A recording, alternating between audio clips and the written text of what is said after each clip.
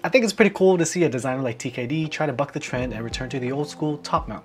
The part 175 here is a top mount that has very refined finish and materials in a 75% form factor. With that stellar aesthetic, and it's also in stock, shipped in 1 to 2 days from China for $238, that's a pretty great deal. Can it stack up against the big dogs in the mechanical keyboard space?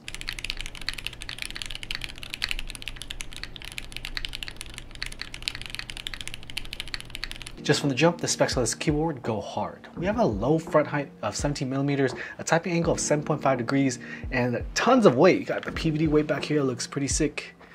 And you got brass weight and stainless steel inside, so it's pretty freaking heavy and girthy. This could be your next top mount 75% keyboard. Aesthetically speaking, we have so many color options, and unfortunately I picked a kind of boring one. This is the cream coating warm white. Amongst all the colors, the teal and brown looks freaking beautiful. Teal anodization done well, just really tickles me. This board has a simple shape, it's very angular with some intentional seams throughout. The bezels and sharper edges are intentional and really add elegance to the board. Most of the time when you see a 75% keyboard, it's kind of bloated. It's kind of thick, has space for like a knob or a screen, offset arrows, offset navigation, so it generally looks pretty fat on the desk. And that's why 60% and TKL layouts are the most popular, because the ratios seem more pleasing to the eye. When you have a 75% keyboard and it's a little bit thicker this way and just less tall, it just looks kind of like a blob. The intentional gap that swings all the way around is pretty cool. It's a nice little design element that doesn't really detract and make it look cheesy. Especially with the two-tone color options, it looks really cool. The rear PDB weight is a great touch and it looks really shiny,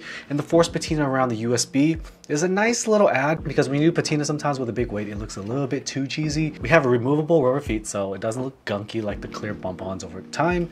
Minimal branding at the top back, part 175, and no exploded arrows like I mentioned or navigation, so generally a pretty slim 75% form factor. Internally, there's a huge brass weight as well as additional stainless steel outer weights. This brings it to a whopping 2.4 kilograms built, pretty solid. The design is very straightforward. It has screws in the back and then top mount, so really not complicated at all. You can build it without an instruction manual. The PCB is 1.6mm non-flex cut, so that's what we want. Thicker, more rigid, and the plate itself has no flex cuts either. It's really prepped to go toe-to-toe with the TGR Tomo, which is one of the best sounding top mount 75% keyboards in the market today. The design mimics the stiffer and more dry sounds of the older keyboards, just in a more modern 75% keyboard. Typically, most OGs prefer the 60% and TKL over the 75% form factor, and the 75 is just a 65 with F-row. So 75 I think is more for gamers that want the F-row and still want some mouse space. Because of the popularity with more casual usage, I think the 75% keyboards typically have more eccentric features like screens and knobs and offset arrows and all that. To maintain the clean look, the badges and flare are all on the inside, so you don't really see it until you take it apart. The clean design ethos definitely paid off because it looks very clean and sharp on the desk.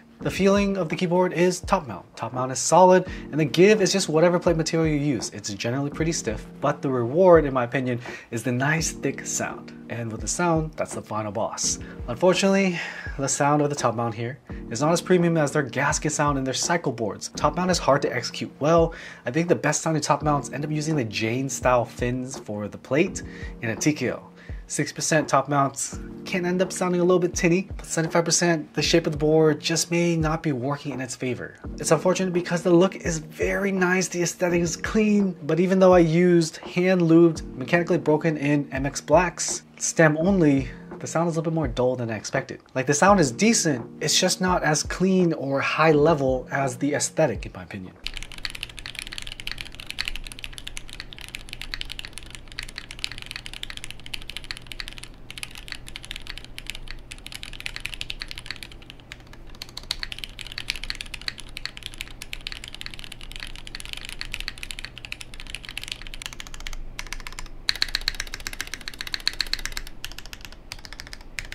In my opinion, the Void had a little bit cleaner top mount sound, and even keyboards like the Kala TKL had a much more classic top mount TKL sound. The acoustic performance is going to be dependent on the case shape and design, so maybe it just didn't work out this time. The sound here isn't bad. I was just hoping for a little bit more because it looks so clean and feels so good in the hand.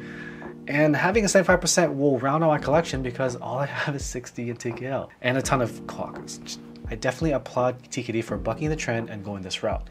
The coating on this board for the warm white is pretty good, definitely reminiscent of the matrix coating I've touched before. And I forgot to include a discussion on the price point. It's a great looking board. The sound is generally decent enough, but the main draw is that it's an in-stock board. So you can get it within 1 to 2 days. Well, 1 to 2 days shipping from China. And you don't have to be risking it with a group buy or anything like that. So for that reason, I think it's a pretty good buy if you're looking for a 75% keyboard that looks really elegant and sound isn't your first priority. But for sound first enthusiasts, it's not my favorite. What do you think of the board? Is it still worth it just for the aesthetic and finishing? Let me know in the comment section below. Thanks, and I'll see you in the next one. Peace.